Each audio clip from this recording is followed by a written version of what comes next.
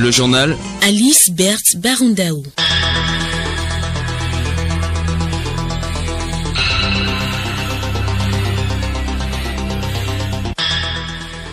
Mesdames et messieurs, bienvenue à tous à ce journal de la mi-journée. Au sommaire, des mesures se prennent pour faire face aux conséquences des pluies diluviennes qui s'abattent dans le pays.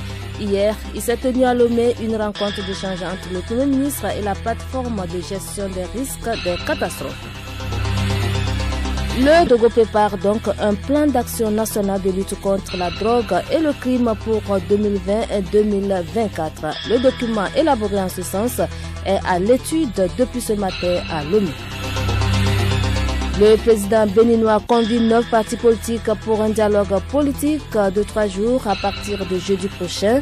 La rencontre fait suite à la crise post-législative d'avril dernier. Donald Trump, le président américain, lui entend retirer ses troupes de la Syrie. C'est pour honorer ses promesses électorales, une décision qui suscite plusieurs réactions hostiles. Sport football, nous parlerons de la première journée du championnat national de première division. Gomido de Palimé a pris provisoirement la tête du classement.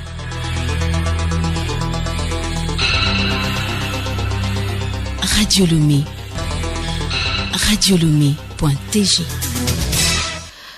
Le Premier ministre Kwame Classou a présidé hier une rencontre d'échange avec les membres du gouvernement et les structures impliquées dans la plateforme des risques de catastrophe. La gestion des risques d'inondation au Togo a été au centre des débats. Il s'est agi de faire le point sur les conséquences des pluies diluviennes qui s'abattent sur le pays depuis le mois de septembre. Selon le directeur général de la météo, Issao Latifou, la sensibilisation de la population s'avère indispensable car la prévision météorologique des pluies torrentielles ira jusqu'à mi-novembre. Nous l'écoutons. Actuellement, le front intertropical, la ligne qui limite l'Harmattan et la mousson est actuellement à son point le plus maximal au niveau du 20e latitude nord. Donc cette ligne n'a pas encore amorcé sa descente. C'est ça qui nous fait prévoir que d'ici fin octobre, même mi-novembre, il y aura toujours des pluies et la vigilance doit être gardée. Donc on travaille au niveau de la plateforme de réduction des risques et catastrophes et à chaque temps, s'il y a un phénomène météorologique qui veut passer sur une zone, déjà à 2 heures avant que le phénomène n'arrive sur la zone, on fait une alerte. Donc cette alerte météo, on invite vraiment la population de pouvoir visiter et regarder et s'approprier ces informations pour essayer de prendre des mesures qui s'imposent. Nous élaborons ces informations-là par bulletin physique que nous distribuons au niveau des institutions. Dans le groupe WhatsApp, on envoie ces informations. Donc au niveau de la plateforme, nous élaborons ces informations et la plateforme gère pour pouvoir sensibiliser les populations qui vivent dans les zones les plus vulnérables. Le président de la plateforme, le général Yark Damehan, s'est prononcé sur les mesures prises pour éviter les catastrophes au Togo. Depuis le 30 septembre, Lomé a connu des pluies diluviennes. Il y a eu plus de 92 mm d'eau de pluie enregistrée au niveau de Lomé, ce qui naturellement a entraîné des inondations dans certains quartiers. Ça a amené certains de nos bassins à faire le plein. C'est vrai, dès que ces pluies ont été enregistrées, le gouvernement, par ses services déconcentrés, s'est mis à l'œuvre. Et aujourd'hui, l'Agence nationale de la protection civile et l'Agence nationale de la solidarité nationale sont à pied d'œuvre pour apporter un peu de confort à nos concitoyens. Il y a des endroits qui sont inondés. Aujourd'hui, Dieu merci, l'eau commence à partir. Mais nous avons des équipes qui sont en alerte permanente pour intervenir en cas de sinistre. La situation de Lomé n'est pas isolée. C'est toute l'Afrique de l'Ouest qui connaît ces pluies diluviennes. Au Togo, nous rendons grâce à Dieu. On n'a pas eu à enregistrer de cas de perte en vies humaines. C'est vrai, il y a des dégâts matériels importants par-ci, par-là. Le gouvernement fera pour le mieux pour apporter un secours approprié à ses compatriotes qui sont dans cette détresse. Autre actualité de la page nationale, les acteurs impliqués dans la lutte contre la drogue sont en atelier de travail depuis ce mardi à Lomé. Ils valident le plan national intégré de lutte contre la drogue et le crime pour la période 2020-2024. Edmond Sogba. En 3 jours, les participants à cet atelier passeront au peigne fin la nouvelle stratégie intégrée de lutte contre la drogue qui repose sur les volets prévention, traitement et répression pour réduire de façon significative la disponibilité et l'accessibilité de la drogue sous toutes ses formes.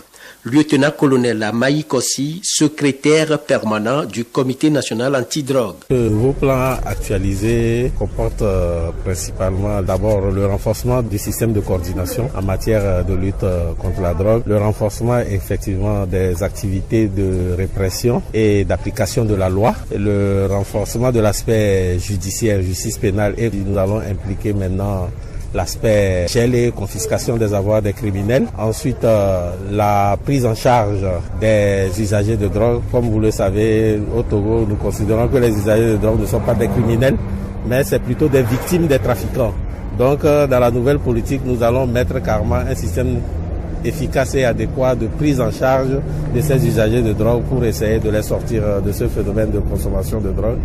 Beaucoup d'efforts sont fournis par le Togo en matière de lutte contre la drogue, vu le danger que représente le phénomène pour la société. Le ministre en charge de la sécurité, Yark Damram, revient sur la lutte que mène le Togo en matière de répression de la drogue. Le problème de drogue continue de susciter de réelles inquiétudes à cause des récents développements dans ce trafic et aussi à travers la diversité des produits psychotropes apparus sur les marchés illégaux. Les drogues continuent de traverser nos frontières, nos aéroports, nos ports et circuler dans nos communautés et établissements scolaires, ceci malgré les efforts du gouvernement. Je me réjouis de quelques projets mis en œuvre, notamment l'implantation de l'unité mixte de contrôle des conteneurs, UMCC, au port autonome de Lomé depuis février 2011, l'installation en juillet 2012 de la cellule aéroportière anti-trafic et le renforcement du cadre légal et institutionnel en matière de lutte contre le blanchiment de capitaux et le financement du terrorisme. Ce nouveau plan intégré de lutte contre la drogue et le crime, financé à hauteur de 21 millions de dollars américains, sera exécuté en 4 ans. Le journal Alice Berthe Barundaou. Notre page internationale s'ouvre sur le Bénin. Le chef de l'État, Patrice Talon, convoque un dialogue politique de 3 jours à partir de jeudi 10 octobre. Seules 9 formations politiques sont invitées à y prendre part. Hortense Joie.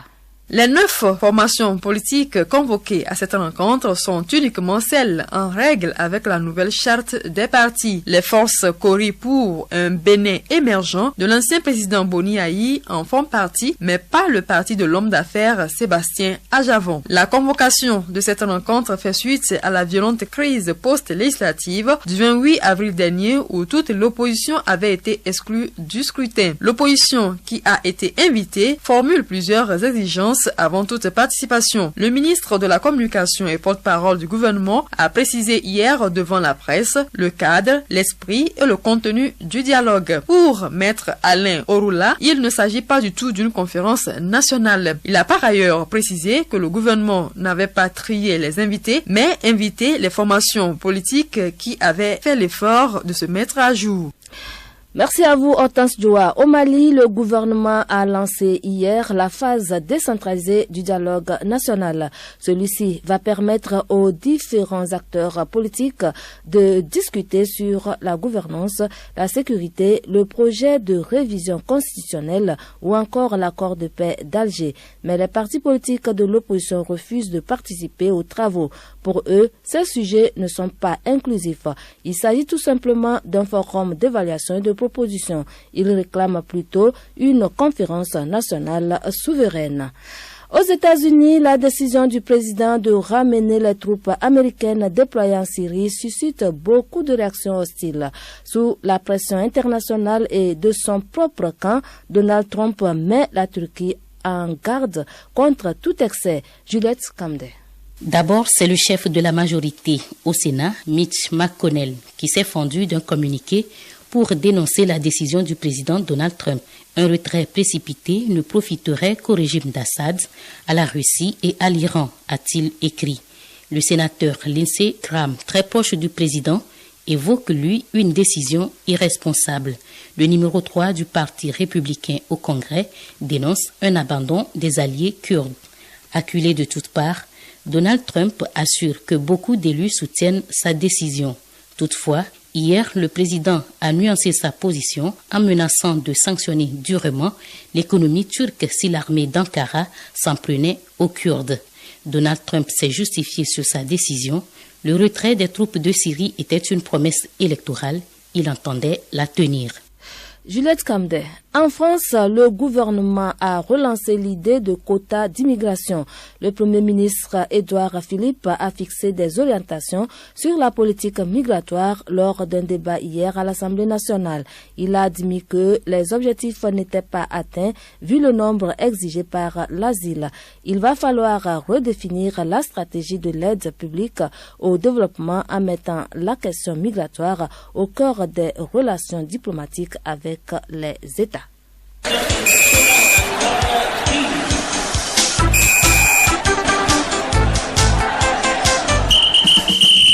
Nous parlons ainsi sport football, la première journée du championnat national de première division. Gomido de Palimé a pris provisoirement hier lundi la tête du classement. Sa victoire est survenue après les 2 buts à 0 face à Ifodje Datapame. Henri Ochocho, plus de précision. Interrompu dimanche après seulement 25 minutes de jeu, alors que Gomido menait 1-0 le match de la première journée du championnat entre les Showboys et Ifodje a finalement connu son épilogue hier lundi sur la victoire du club de Palimé 2-0 grâce au but de Salam Miziawa et de Raimi Edjima. Ils prennent donc provisoirement les commandes en attendant les 2 matchs en retard entre Asko et Dito d'une part et Bolesou et Maranata d'autre part prévus pour le 13 octobre prochain. Quant aux gars d'Atakpame, disons qu'ils ont raté leur baptême de feu dans la cour des grands. Après la tournée sur le plan national ponctuée par une présélection d'une brochette de joueurs, Aïvé Ekwevi, le sélectionneur national des U20, a convié les joueurs retenus à une semaine d'entraînement qui a débuté ce mardi et ce jusqu'au 15 octobre 2019. CAN U23 Égypte 2019, le tirage au sort a été effectué lundi au siège de la CAF. La compétition démarre le 8 novembre et prend fin le 22 au Caire en Égypte. Voici la composition des 2 groupes. Dans le groupe A, on a Égypte, le Mali, le Cameroun et le Ghana. Le groupe B est composé du Nigeria, de la Côte d'Ivoire, de l'Afrique du Sud et de la Zambie. Il convient de rappeler que les 3 équipes médaillées seront qualifiées directement pour la phase finale des Jeux Olympiques 2020 à Tokyo, au Japon. Et puis le fils de la légende Samuel Eto'o et attaquant des U17 en Espagne, Etienne Eto'o, va bel et bien prendre part le 26 octobre prochain à la Coupe du Monde Brésil 2019 des moins de 17 ans avec le Cameroun. La Fédération camerounaise de football l'a confirmé ce mardi. Pour rappel, les Lionceaux ont été placés dans un groupe E pas évident avec comme adversaire l'Espagne, l'Argentine et le Tadjikistan. Ironie du sort, Etienne Eto'o est également éligible avec l'Espagne, pays de sa mère qu'il devrait donc affronter.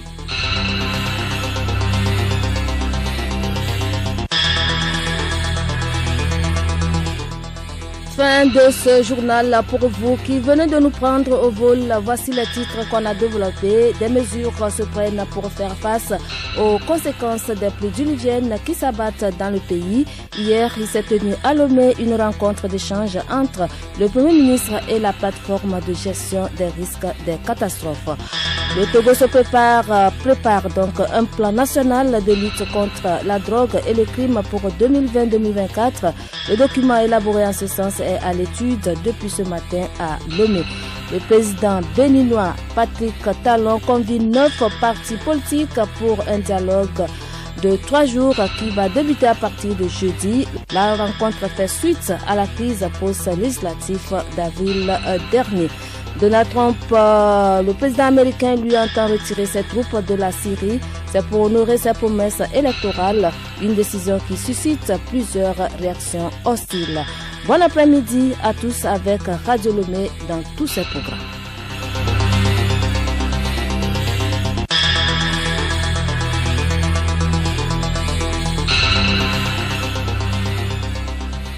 Radio Lomé. Radio Lomé, boîte postale 434, email radiolomé@radiolomé.tg. radiolomé.tg